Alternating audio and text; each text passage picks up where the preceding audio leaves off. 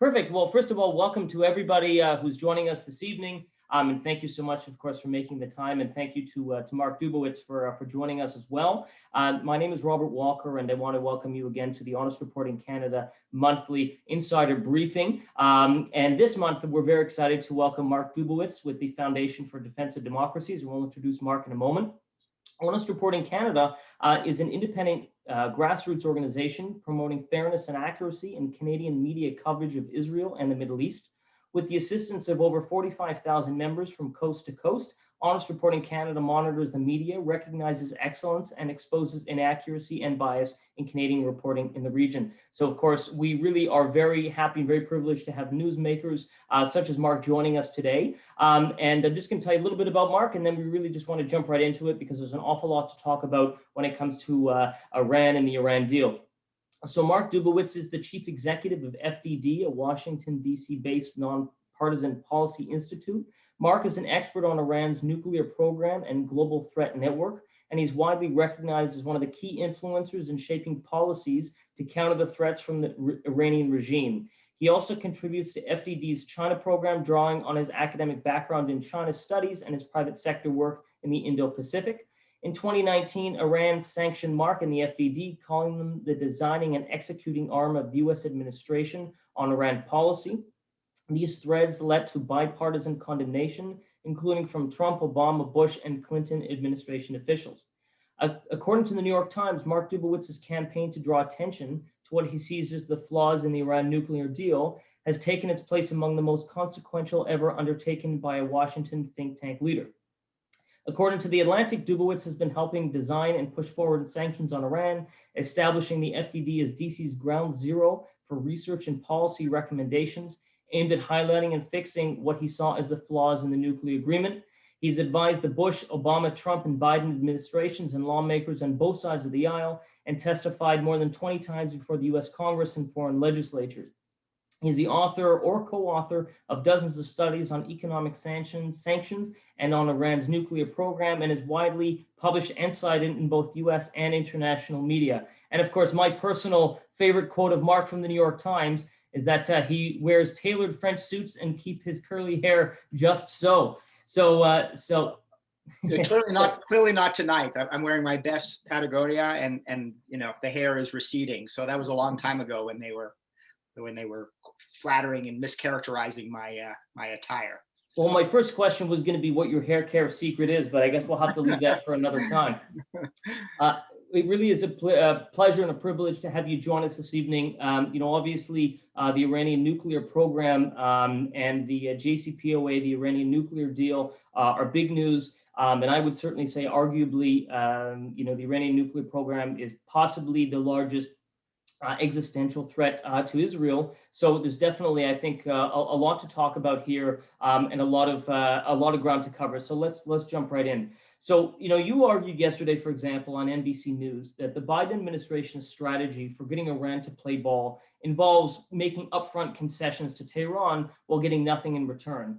Obviously, a critic would look at that and say this is sort of a Neville Chamberlain-like appeasement. Explain for us what's going on here. Is that what's happening?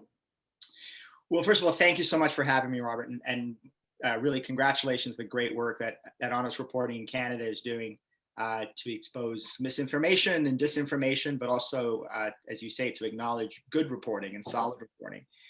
The Biden administration's strategy so far, and listen, let's acknowledge its early days, is reminiscent of the strategy that the Obama administration followed between 2013 and 2015, which is not a surprise because many of those Obama administration officials are back in office now, leading the same issues and the same files that they did 5-6 years ago. So we're seeing the same approach, and the approach that's being followed, whether you agree with it or disagree with it, is essentially this: is they want to get Iran back into this Joint Comprehensive Plan of Action of the 2015 Obama nuclear deal. Iran is flagrantly out of violation with respect to its nuclear obligations.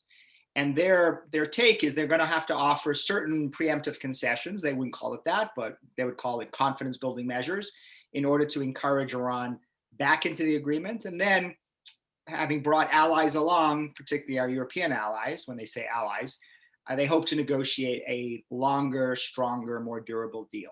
that is their approach. I'm critical of that approach, but that, let's, to be fair, let's characterize it fairly first, and then we can discuss it.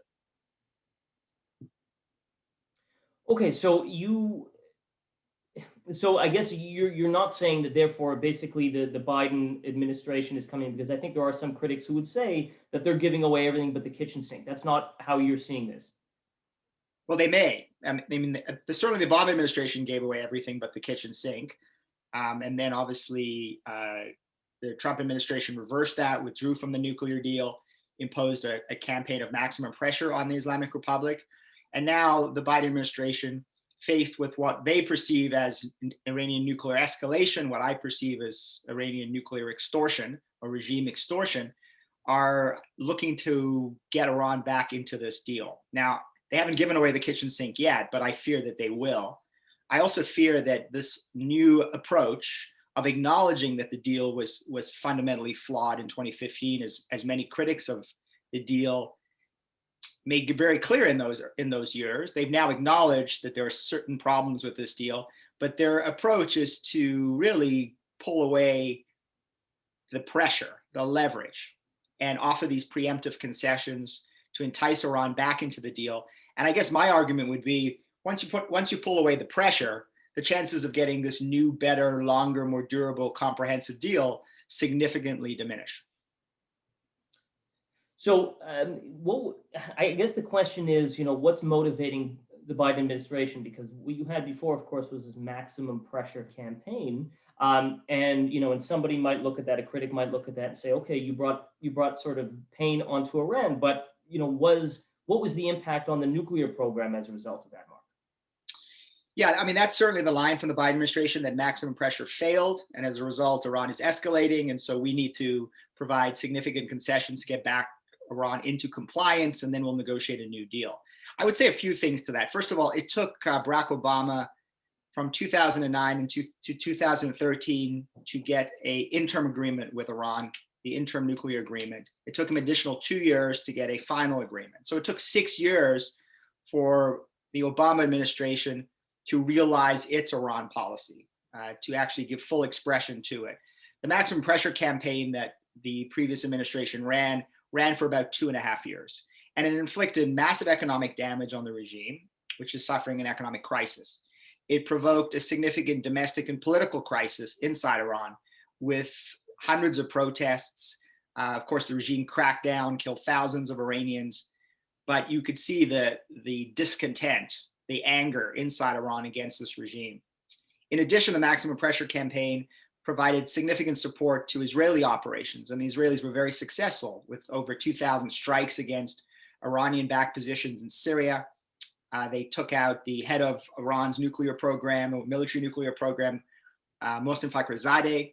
They worked in cooperation with the previous administration to kill Qasem Soleimani, Iran's most dangerous and effective battlefield commander. And the Iranians were really, the regime was really on its heels as a result of this maximum pressure campaign. So obviously it's an interesting question. It's a hypothetical, but what would have happened if they'd run another 4 years of maximum pressure? What would have happened on the nuclear side? What would have happened on the regional side? And I think, as importantly, what would happen to the regime domestically, right? I mean, if you remember, in the Cold War, Ronald Reagan came into office in 1981, rolled out his own maximum pressure campaign against the Soviet Union in 1983. 6 years later, Berlin Wall came down. A year later, the Soviet Union collapsed. Now, that wasn't the express objective of the previous administrations, but it certainly was a plausible and certainly hoped for consequence of that maximum pressure campaign. So, but now we're into maximum diplomacy, and diplomacy is fine and is useful and it's important. You've got to speak to your enemies, but diplomacy without coercion, without leverage, without pressure is not going to get this new comprehensive, longer, more durable deal that the Biden administration claims as their objective. Okay, so actually, just reminding me for a moment, if anybody has questions, we are going to be having a Q&A session at the end. At the bottom of your screen, you'll see a Q&A function. Feel free to put in a question there, and time permitting at the end, we will ask those. But Mark, my follow-up question to that is, so let's say, the Biden campaign had continued, or, let's say there was a second, Trump administration, whatever it was, let's say the maximum pressure campaign were to continue, what would you envision the impact of that potentially being, had that happened or were that to continue? Well, I think the regime would have faced a severe economic crisis. I mean, they were running out of money. They were down to about $8 billion in accessible foreign exchange reserves. The real had collapsed by 70, 80%. Inflation was running 40, 50%. The economy was in crisis. And instead of Iranians rallying around the flag, rallying around the regime, Iranians were rallying in opposition to this regime as a result of both the economic deprivation, but more importantly, after over 40 years of political repression from the Islamic Republic, the majority of Iranians have had enough. And so it's entirely possible that you could have seen a democratic counter-revolution in Iran against the regime, which is obviously the best way to remove this threat, or for Iranians to take it upon themselves to get rid of this brutal regime that's been repressing them for years and has been responsible for such bloodshed and destruction in the Middle East. So that's one potential end state. Look, the other potential end state is Iran would do what Iran is doing now, which is escalate. They tend to escalate when they sense American weakness. They tend to back down when they sense American power. Indeed, they've actually backed down in the face of Israeli power, which is really interesting. I mean, I think the Israelis have demonstrated that this regime is not 10 feet tall, that a country of 9 million people with a small, albeit a very effective Air Force and intelligence community can inflict significant damage on, a country that is, at least population-wise, about 9 times its size. So the Israelis have shown Americans, and I would hope American policymakers, that you can face down Iranian escalation. You don't have to concede to it. You don't have to give in to Iranian extortion. The regime is entirely capable of compromise. It did compromise in 2013. It compromised in 2015. Now, in my view, they got the best of American negotiators, but they were under significant pressure as a result mainly of a bipartisan Congress inflicting significant sanctions pain, sometimes in opposition to the Obama administration. But those sanctions drove Iran to the table in 2013, 2015. They will drive Iran to the table in 2021 without having to make massive preemptive concessions and conceding Iran what I've always called a patient pathway to nuclear weapons, regional domination, and ultimately an economy that will be increasingly immunized against our ability to use peaceful sanctions in the future. So tell us about this maximum, maximum diplomatic campaign, as you had called it. What exactly does that look like, or what is that shaping up to look like? Well, what the Biden administration is doing now is, as you would expect, because that's the nature of U.S. policy, is they're reversing everything that the previous administration did. And to be fair, the previous administration tried to reverse everything that the Obama administration did. So this is the nature of the sort of whipsaw policy that we have come to expect in a partisan America. So what they're doing is essentially relaxing maximum pressure, starting to figure out ways to entice the Iranians back to the table, getting money to the Iranians in various ways, and we can discuss technically what that means, offering a return to the JCPOA, which would entail the lifting of the most powerful economic sanctions against the regime in Iran, rallying the Europeans to our side, which is good. It's good to have European transatlantic support for this, claiming that they're consulting with our Middle East allies, but there's obviously a very big difference between consultations and actually taking the advice of the very people who are in Iranian missile range. I mean, that's the irony of sort of the diplomatic strategy that the United States has deployed, which is our strategy is based on working with France, Germany, the UK, Brussels, China, and Russia to solve this Iranian nuclear problem.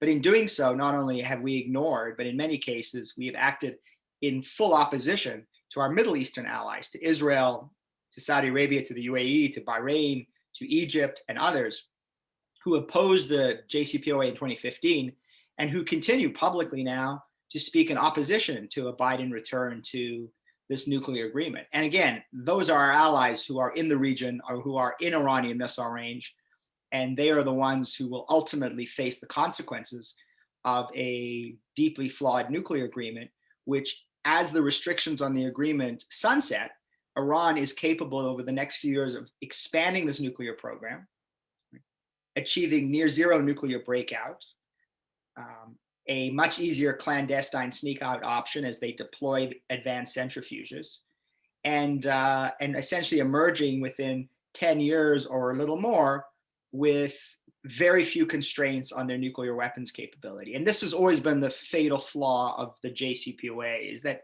it imposed temporary restraints, but those restraints would disappear over time. And Iran could get everything they wanted, not by violating the agreement, but actually by following the agreement. And that's what our Middle Eastern allies are very concerned about. And so I expect to see significant opposition from Israel and from our Gulf allies as this process unfolds. So let's back up a little bit then. How did such a flawed agreement, in your mind, become signed in the first place? Was it just sort of mass naivete? Was everybody sort of just blind to, because beyond the nuclear program, as you're well aware, Iran's sort of tentacles, so to speak, are active throughout the region, Hezbollah or the Houthis and so on.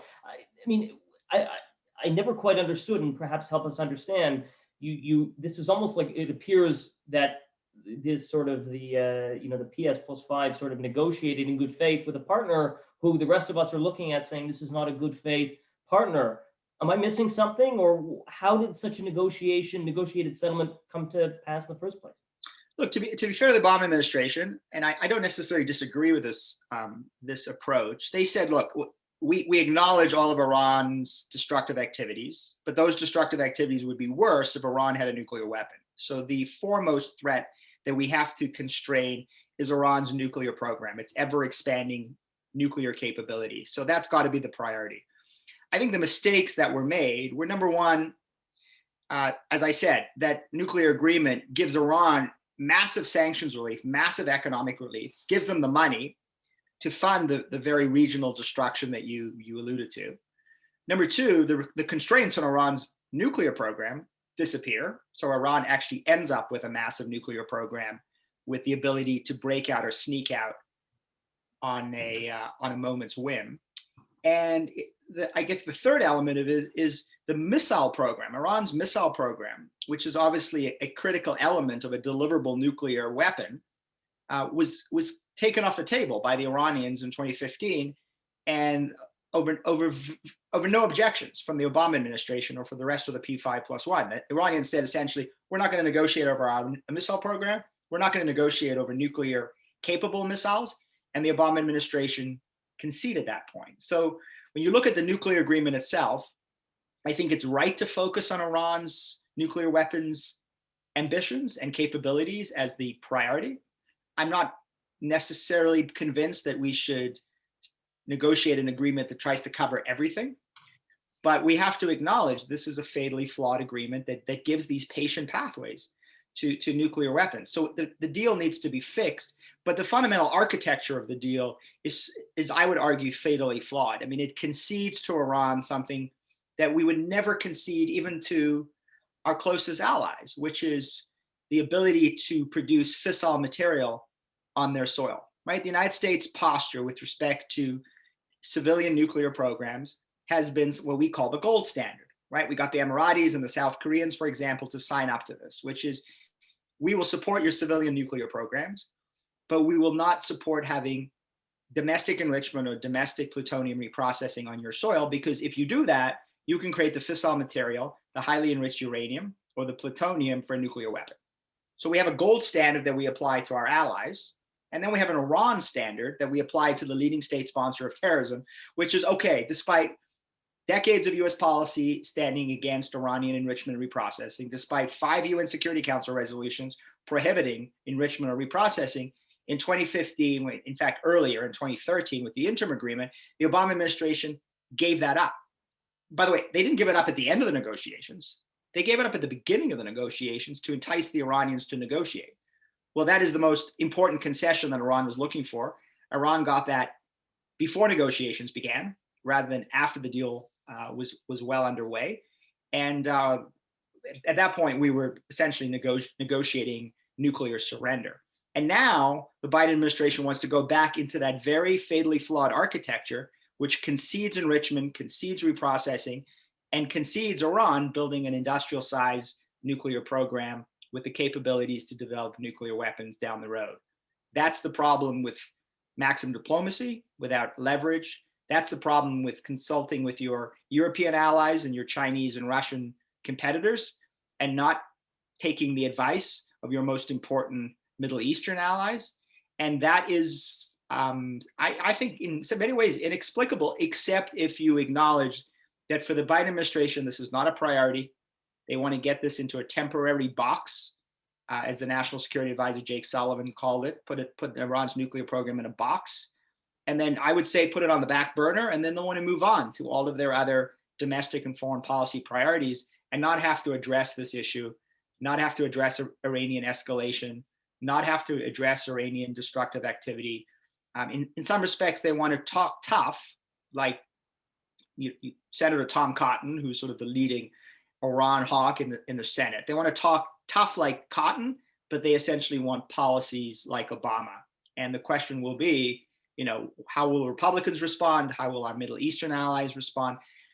How will the private sector respond? Will companies be willing to go back into Iran? Will hundreds of billions of dollars flow into the coffers of the clerical regime?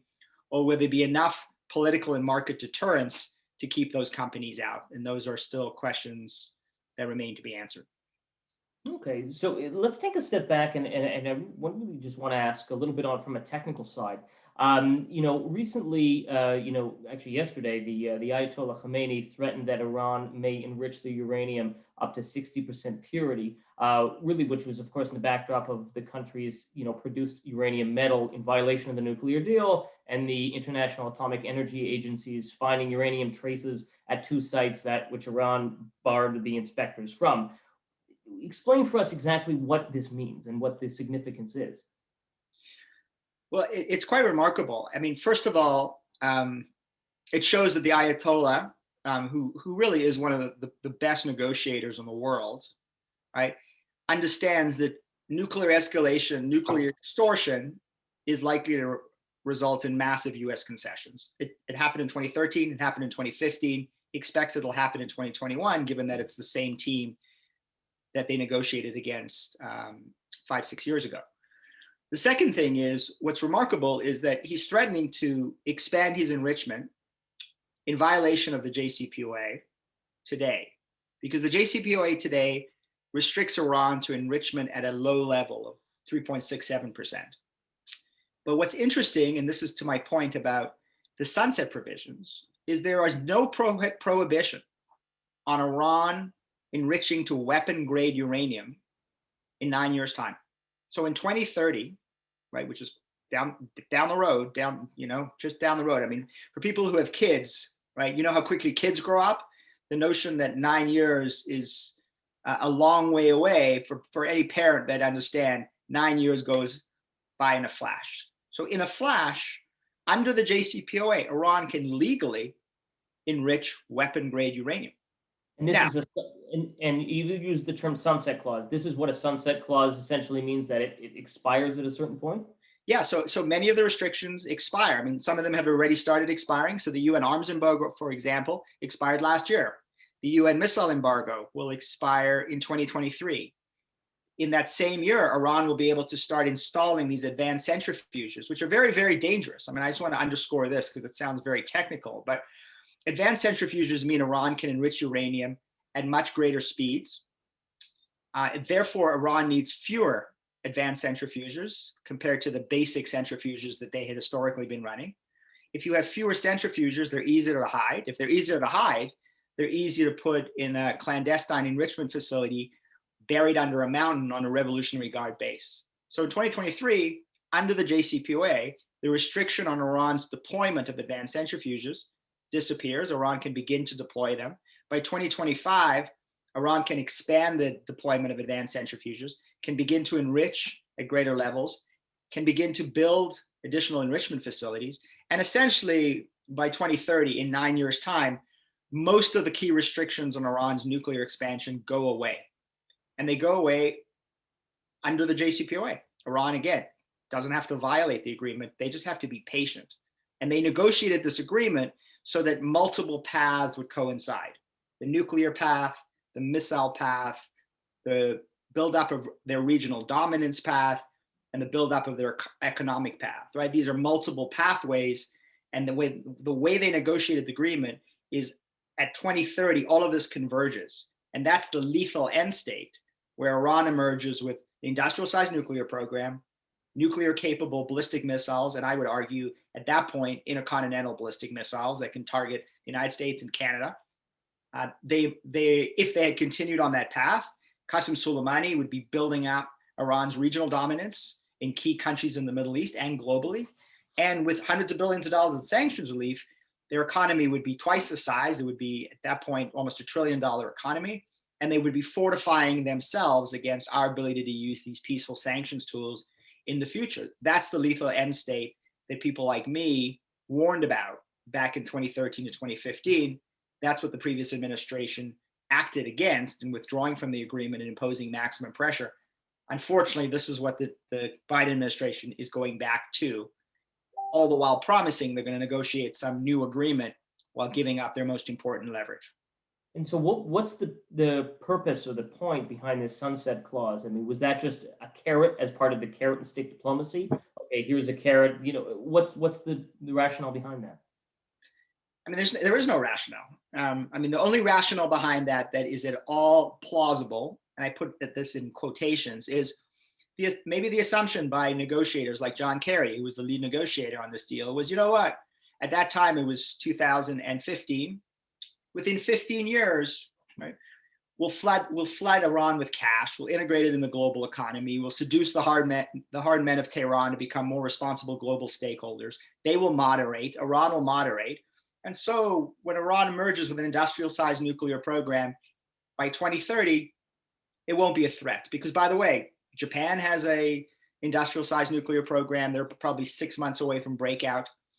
We don't worry about the Japanese, right? Their nuclear program. No one's losing sleep over their nuclear program because Japan is a liberal democracy, incredibly transparent.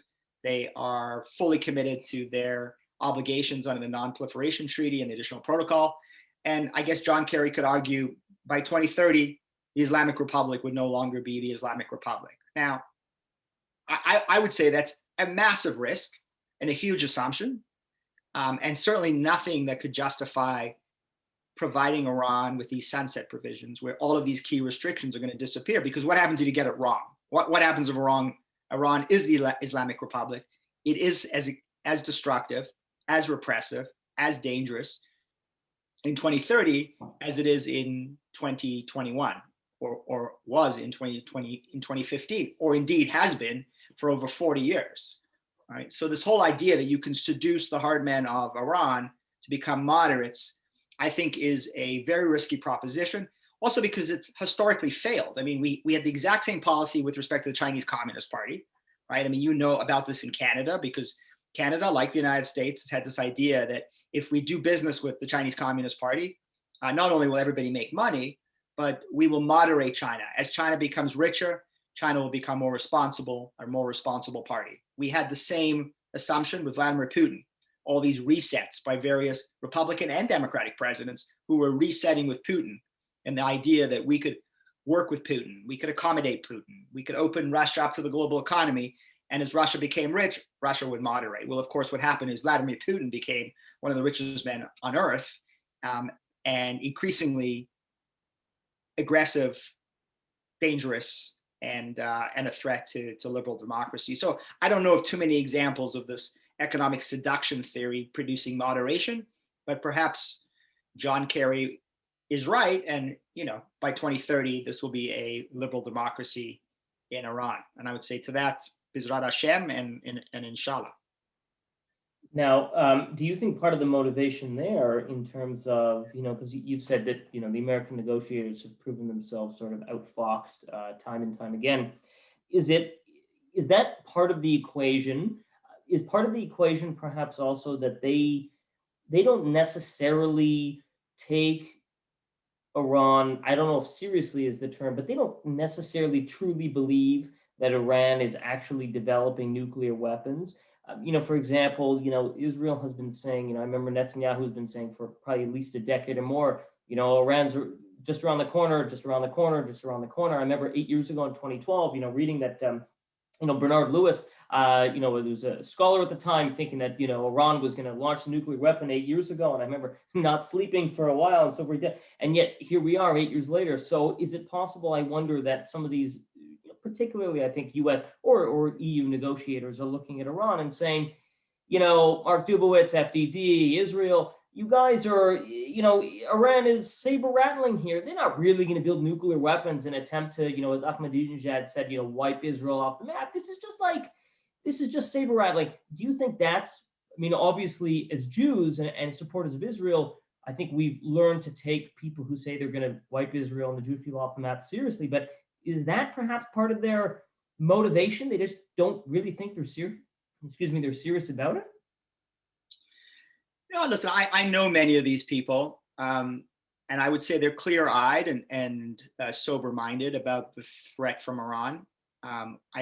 The vast majority of them believe that Iran has nuclear weapons ambitions. I think there's a big debate within the Washington community about whether Iran just wants nuclear weapons capability as a form of nuclear extortion, or whether Iran indeed wants to develop nuclear weapons. But I think for all of those folks, that debate is a little academic, because they don't want Iran to be on the threshold of developing nuclear weapons and be, weeks away from a nuclear breakout, or be able to develop a nuclear weapon through a clandestine sneak out. So I think they acknowledge, they understand the threat. I think the reason Iran has not been able to develop nuclear weapons, and that, as you said, this timeline keeps getting extended, is not because Iran hasn't tried. It's because, number one, Iran has been facing significant opposition, huge, sabotage operations, covert actions, cyber attacks by the United States and Israel in order to slow down their program. Obviously, the JCPOA, one has to acknowledge, between 2015 and today, it did work to temporarily restrain the program. So that factored into it. I think the third element is what I mentioned earlier, is I think Iran smartly doesn't want to develop nuclear weapons prematurely. Right? I think they want to develop nuclear weapons at a time where economically, politically, regionally, militarily, they're in a position of power, which is not to say that they're not going to use their nuclear weapons one day, but they may not. They may just use nuclear weapons as a form of extortion, of blackmail. And certainly if you listen to Ayatollah Khamenei, he has always said that his strategy is to surround Israel and to turn Tel Aviv into Seoul, which is a very interesting analogy. What does he mean by that? And what he means by that is, if you look at Seoul today, Seoul in South Korea, across the DMZ, by the way, I was at the DMZ a few years ago. I watched the Raptors win the championship on my phone on the DMZ with North Korean soldiers about 100 feet away from me. It was the strangest sporting event I've ever been at.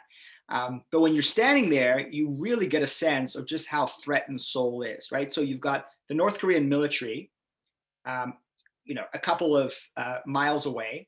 They've got massive conventional capabilities, never mind their nuclear weapons. They could destroy Seoul in a matter of a few days.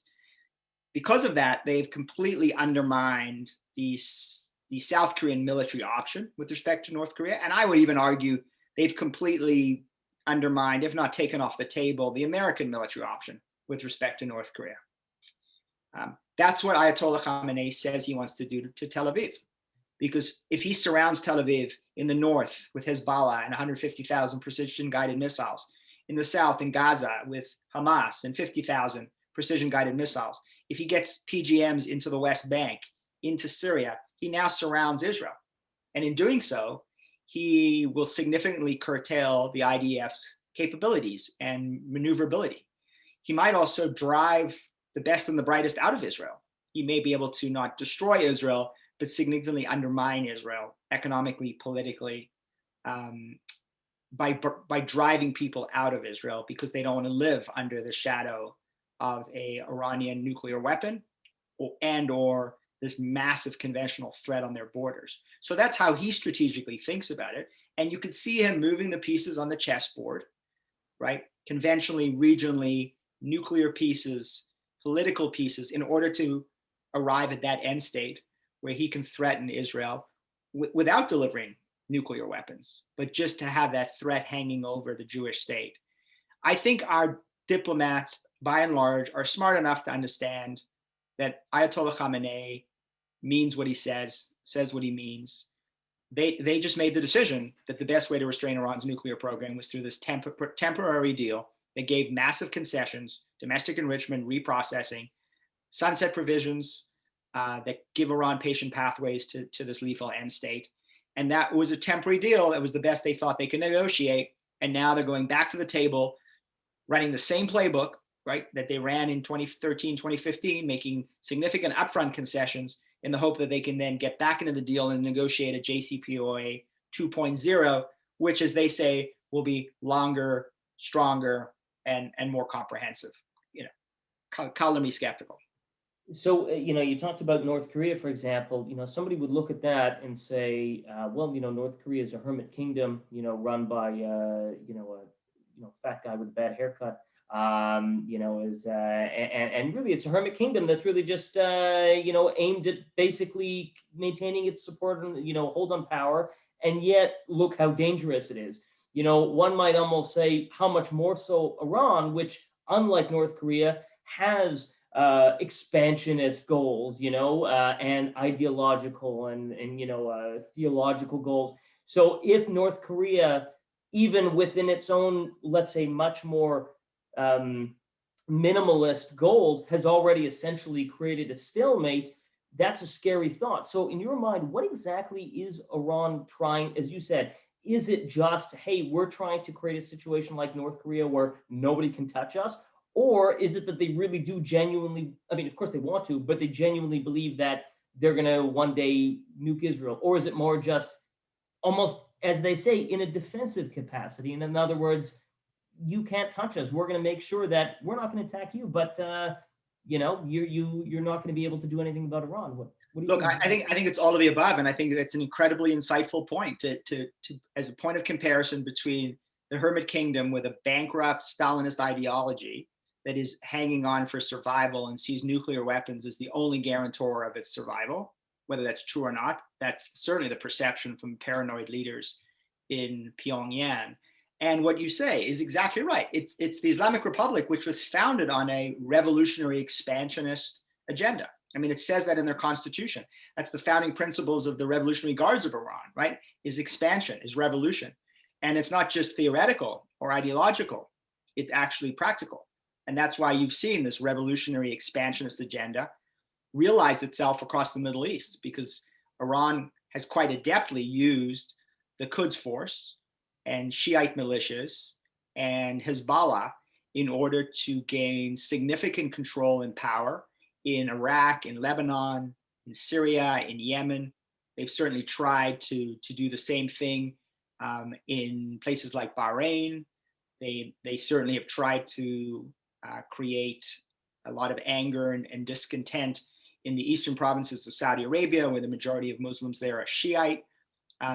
They've tried to undermine, peaceful, secular Shiite Azerbaijan, and then beyond the Middle East, I mean, into Africa, into Latin America, into Southeast Asia. They have an expansionist ideology, and look, their goal is they have hundreds of millions of their co-religionists who they're trying to inspire and incite and radicalize. The North Koreans don't have North Koreans around the world who they're appealing to, right? The best they can do is try to recruit some South Korean spies, but at the end of the day, they are not going to appeal to Koreans around the world in any fundamental way. They just don't have that kind of population base. They don't have those kinds of revolutionary ambitions. Iran, the Islamic Republic of Iran, most certainly does. Right. So tell us about then, in terms of this, moving forward with the JCPOA, of course, we've been talking about the United States because it's, of course, been, I think, the one party that has, was instrumental in signing it and then left and came back. But how do you see the other parties, or how have you only in the last few weeks seen the other signatories to this? Like you said, the P5+1, Russia and China, the EU, Brussels, Germany, France. How have they been? Have they been sort of welcoming the U.S. back with open arms? What has changed in the last 4 years? has the Trump 4 years just basically been a blip that they want to go back to? I mean, what has changed? Well, they certainly are welcoming the U.S. back with open arms into the JCPOA, no doubt about that. But I think what's fundamentally changed has been a recognition in, I would say, all the European capitals that this is an agreement that needs to be fixed in some fundamental way, right? There's wide support for a new, stronger agreement. There's an acknowledgement now, whereas there wasn't this acknowledgement in 2015 during the height of the debate on the JCPOA, that the agreement has flaws. Now, that maybe they wouldn't call it flaws, maybe they would call it, things that need to be extended.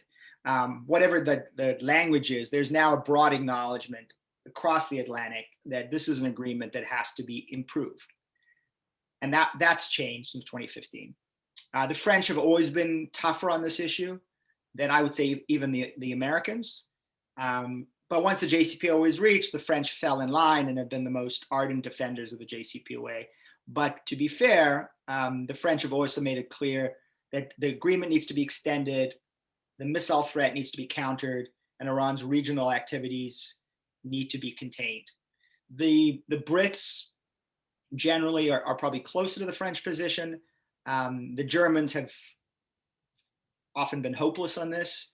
But even recently, the Germans have come out and said very strongly that Iran is in direct violation. Iran has to stop these violations of both the agreement and its responsibilities under the Non-Proliferation Treaty and the Additional Protocol, and have come out and said stronger, longer deal. So that's been a sea change in Berlin.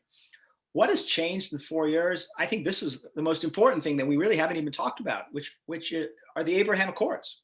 I mean, what I remember in 2015 was Prime Minister Netanyahu standing by himself in front of the US Congress, the House and Senate, delivering a blistering speech in condemnation of the JCPOA. And even though our Gulf allies and Arab allies quietly agreed with him, and I know they did because they told me, it was quietly. They did not want to get into a public confrontation with Barack Obama the way Netanyahu was prepared to do. Though I have to say that he earned their respect. He earned their respect. And I think it was one of the reasons, not obviously the only one, there are lots of reasons when you start to talk about why the Abraham Accords came to be, but it was one of the reasons that we've seen this normalization process unfold. And that is the Arab countries and Israel have a common enemy in Iran. These Arab countries understand that Israel politically can do in Washington what they can't or don't want to do. And Israel operationally, militarily, in terms of covert action, in terms of cyber, have capabilities that they don't have to use against the Islamic Republic. And so those common interests and Arab appreciation of Israeli capabilities really laid the predicate for the Abraham Accords. And now what's interesting is, just a few weeks ago, I also had a Zoom call. And I had a Zoom call with the 3 ambassadors in Washington from Israel, the UAE, and Bahrain. And all 3 of them now were speaking out publicly against a return to the JCPOA. And I would argue the Emiratis and the Bahrainis were to the right of the Israeli ambassador on this issue, in terms of speaking out not only against the JCPOA, but asking the essential question, which I alluded to earlier, which is, why did we sign the gold standard, says the Emirati ambassador? Why did we agree to no enrichment and reprocessing? We're a US ally when the Obama administration gave the leading state sponsor of terrorism the fissile material on its soil to produce nuclear weapons. The Saudis were not on that call because Saudis and Israeli ambassadors don't appear on the same Zoom call quite yet. But I can tell you, having numerous conversations with high-level Saudi officials, they 100% agree with the Emirati, Israeli, Bahraini position on this. That's been a sea change in 4 years or 5 years as a result of the Abraham Accords. Right. So tell us, you talked about the gold standards. Actually, one of the questions we have from the audience here, which is, is this going to encourage other Middle Eastern countries to look at this and say, why don't we develop our own nuclear capabilities, not to mention potentially biological, chemical, whatever, to counter Iran? I mean, why wouldn't they do that? They will. In fact, some of them are. I mean, the Saudis right now have taken their first steps to begin to develop their own nuclear fuel cycle, which would again allow them to have enrichment or plutonium reprocessing capabilities on their soil. They're doing this in cooperation with the Chinese. There may be Russian cooperation, because the Saudis have drawn exactly that lesson and said, look, at the end of the day, can we rely on the United States to prevent Iran from developing a nuclear weapon? We're not so sure. Right? We're not so sure, given the JCPOA, given the whipsawing of U.S. policy with respect to Iran from administration to administration, and now a Biden administration committed to reviving the JCPOA and giving Iran these capabilities. No matter what new agreement is signed, Iran will be left with significant nuclear infrastructure. So the Saudi response is, we can't rely on U.S. guarantees. We can rely on our own nuclear infrastructure. And if the Iranians develop nuclear weapons, we'll develop nuclear weapons. And then you've got a Middle Eastern sort of equivalent to what we had in the Cold War under mutually assured destruction. Of course, that was US-Soviet mutually assured destruction with a red line phone between Moscow and Washington. We came very close to nuclear war in the Cuban Missile Crisis and the Yom Kippur War. Now imagine that times 1,000. Imagine 6, 7 states in the Middle East, all with nuclear weapons capability, no diplomatic relations, no hot phone, no red phone. The risk of calculation or of miscalculation is enormous, and that's when you can imagine the sum of all fears, which would be a nuclear conflagration in the heart of the Middle East. Right, and I wonder, particularly with Saudi Arabia, of course, because we're talking about Saudi Arabia, which is, as you know, of course, also a theocratic, fundamental, extreme, one might say fascist, regime. As MBS, personally ordered the murder and dismemberment of a journalist, right, Khashoggi. So we have two regimes here, which are sort of on opposite. We have a Sunni extreme regime and a Shia extreme regime, and I guess this is more of just a comment, and we certainly don't want we don't want Iran having nuclear weapons. We certainly wouldn't want a country like Saudi Arabia either. I guess another question is, which is another from the audience, which are there any beyond diplomatic options? Are there any military options? No doubt these have been discussed, but we hear about in the Fordo mountains, etc. It looks incredibly difficult, but are there any military options potentially in the horizon, or are they just not feasible? Well, let me address the military question first, and then I do want to talk a little bit about this equivalence between Saudi Arabia and Iran, because I think it's a little more nuanced and complicated than you characterized it. I think those who know aren't saying, and those who say don't know. In other words, if there is a military option, it is probably an Israeli military option. I'm hard pressed to imagine a U.S. president, particularly Joe Biden, but maybe any U.S. president, launching U.S. military strikes against Iran's nuclear facilities. I mean, it's possible. It may be, at the 11th hour, the intelligence community walks into the Oval Office and the CIA director and the director of national intelligence says, Mr. President, Iran is going to be breaking out to a nuclear weapon in a couple of hours or days, and the Israelis aren't moving for whatever reason, we got to go. Maybe. It's plausible, but it's unlikely. So it's an Israeli strike. The Israelis have invested, billions in this endeavor. They have extraordinary capabilities. One must never underestimate Israeli capabilities. We've seen that on the intelligence side, on the cyber side. And they also have something which I think makes up for the fact that they have a very small military and air force, which is they are absolutely committed to preventing Iran from developing a nuclear weapon. In fact, they're committed to the Begin Doctrine of not having any of their adversaries in the Middle East develop nuclear weapons. And I think that's a good segue to Saudi Arabia. Look, Saudi Arabia is a complicated place. I've spent a lot of time there. I think that the Saudi government is starting to move in the right direction. I think they take 2 steps forward and 1 step back. Unfortunately, I think on the human rights side, there is a huge amount the Saudis have to do to get ahead of the human rights issue. I think there's been egregious human rights abuses in the past that they need to address that.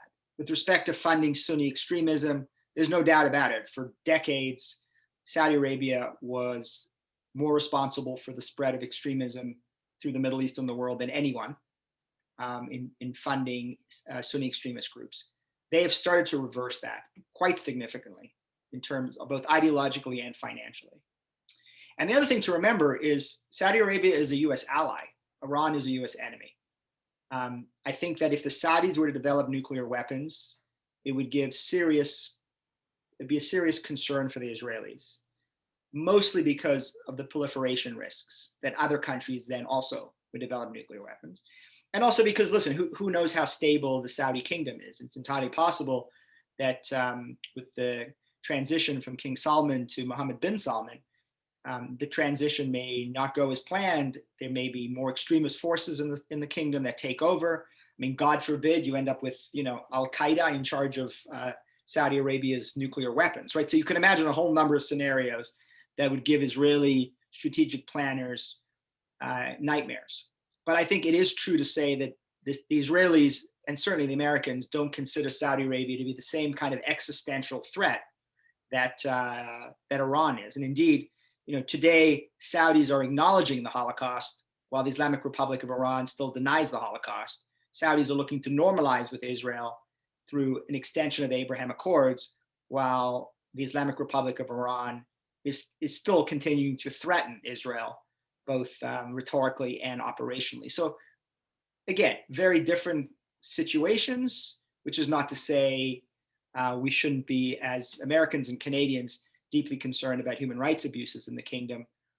But I see a more positive trajectory in Saudi Arabia. I long to see a more positive trajectory in Iran. So, that was one of the questions I think, you just alluded to a moment ago. I know we're just in the interest of time, just a few minutes left. But, really, I think the question, obviously being hosted by us reporting Canada, which is, what do you really see the role as Canada as sort of a middle power? We don't have sort of the heft or sway of the US or China or Russia or the EU. Well, what role can and should Canada play in this? I think Canada has a huge role to play in this. I mean, first of all, credit to Canada. Canada has really led the way on Iranian human rights abuses. I mean, Canada has done an extraordinarily effective job under multiple administrations in Canada, multiple governments in Canada, at raising the human rights issue at the UN and supporting the special rapporteur on Iranian human rights abuses.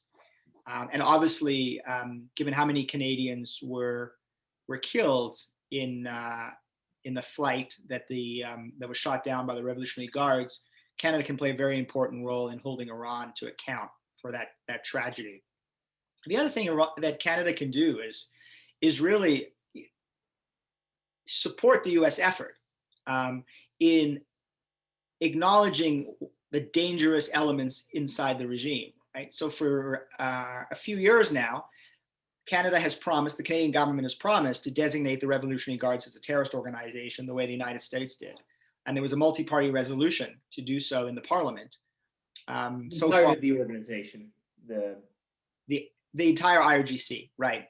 Canada has designated the Quds Force, which is the overseas arm of the IRGC, but the United States has designated the entire organization, which is the most dangerous, repressive, destructive organization. These are the stormtroopers of the regime. So it's long past the time for the Trudeau government to follow, again, a multi-party resolution to designate the IRGC as the terrorist organization they are. And there are lots of other examples of where the Canadian government can identify the worst elements of the regime and act against that using sanctions and designations. And Canada's role, I think, as a significant moral voice in the international community.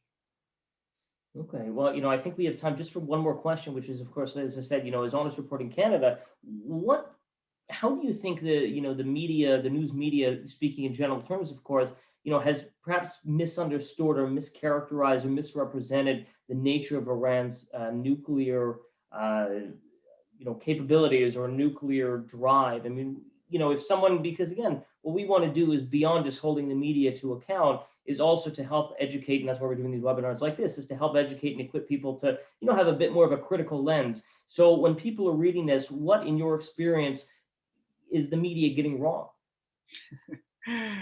we should devote a whole other Zoom webinar to that. I would say the highlights, first and foremost, it's rare to read an honest news report that describes the Iran nuclear agreement.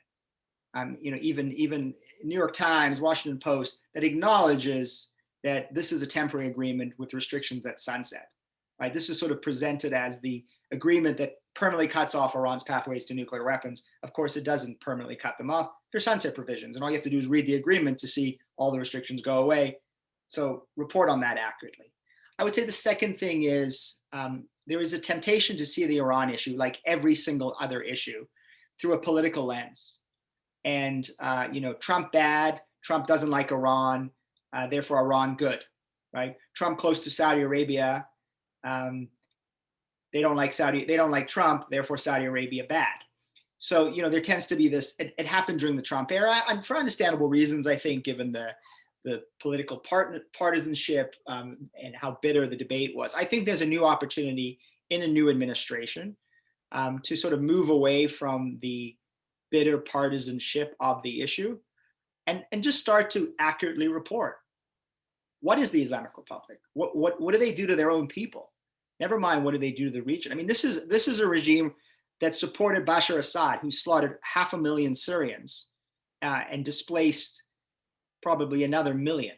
Right? This is a regime that gunned down 1,500 of its own people about a year and a half ago, who were peacefully protesting a hike in fuel prices. Right? This is a regime that consistently, daily arrests foreign nationals, right? Canadians, Americans, Europeans, holds them hostage in terrible conditions in Evin prison. This is a regime that is responsible for the greatest humanitarian disaster, or one of the greatest humanitarian disasters in Yemen, in supporting the Houthi terrorists. And I can go on and on and on. And I think there is just a reluctance on the part of the media to really report on the egregious behavior of this regime. And I think it is puzzling.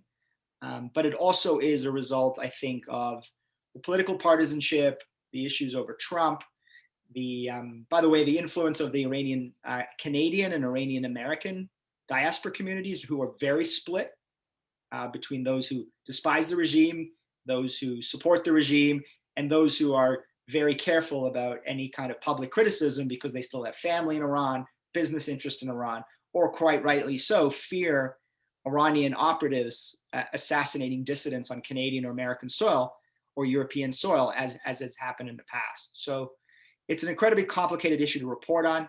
I would argue now we're past Trump, we're in a new era. Let's report on the facts as opposed to make this about American or Canadian domestic politics. Wonderful. Well, I think on that note, I want to thank you again, Mark Dubowitz from FDD, for discussing this evening. And I'm no doubt we could spend hours. I mean, you're a fascinating guy, and extremely knowledgeable, of course, on this. And I really want to thank you, of course, for your time joining us this evening. Thank you so much for having me on. And of course, I want to let you know this has been recorded and will be on the Honest Reporting Canada YouTube page in the next couple of days. And I want to invite everyone to join our next webinar, Insider Briefing, on Sunday, March 21st, with probably one of the top young Israeli speakers, Chen Mazig. Perhaps, Mark, you're familiar with him, but he's really tremendous. He's going to be speaking to us as well. So mark that in your calendars, and we'll let you know more about that. So without further ado, good evening, and thank you so much again, everybody. Thanks, everybody.